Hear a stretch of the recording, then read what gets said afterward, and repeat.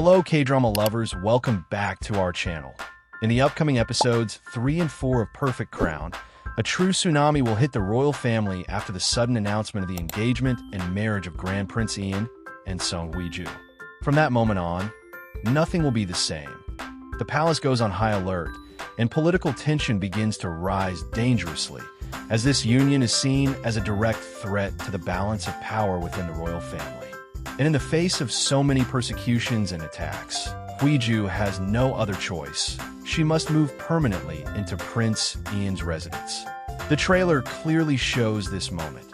She appears at her company surrounded by headlines and stares after the announcement, yet at the same time surprisingly confident and even happy with the situation. Soon after, we see her moving into the royal residence, a decision that is not only symbolic but strategic, as it is the only way Ian can protect her from the relentless Queen Dowager Yoon, who is becoming increasingly obsessed with destroying this union at any cost. But even before officially becoming his wife, Hwee-ju already faces one of the greatest challenges of her life. She must quickly learn all the strict rules, customs, and traditions of the palace, a cold environment, full of judgment, where any mistake can be costly. And it is in this setting that the person responsible for the prince's household appears, the strict housekeeper, tasked with disciplining the future princess and shaping her according to royal standards. But what seemed like just another humiliation completely turned around. Hwee-ju does not bow down. In one of the most surprising scenes from the preview, she brilliantly flips the situation. With her strong and bold personality, she returns every look of contempt, every attempt to control, putting the housekeeper in an uncomfortable position and showing, without needing to say it directly, that she is not someone who can be dominated. It is in this moment that she proves she is not there to be shaped, but to establish her own presence within the palace. And as if that were not intense enough, Ian appears.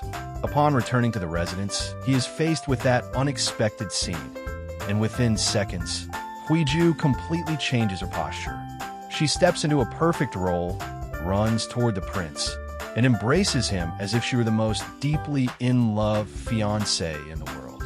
A flawless act. How much of this is still an act, and how much is already becoming real?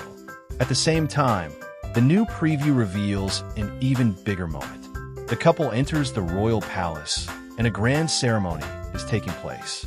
Everything indicates that it was organized by the Queen Dowager herself, but not as a celebration, rather as a stage for another attack.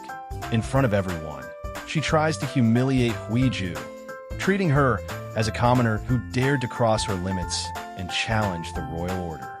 The tension rises, all eyes turn against her, and the atmosphere becomes increasingly suffocating. But when Ian finds out what is happening, he does not hesitate. The prince runs, breaks all court formality, and goes straight to Hwee-ju, and in front of everyone, takes her into his arms. A strong, impulsive gesture filled with emotion, not only of protection, but of something much deeper that is beginning to emerge between them.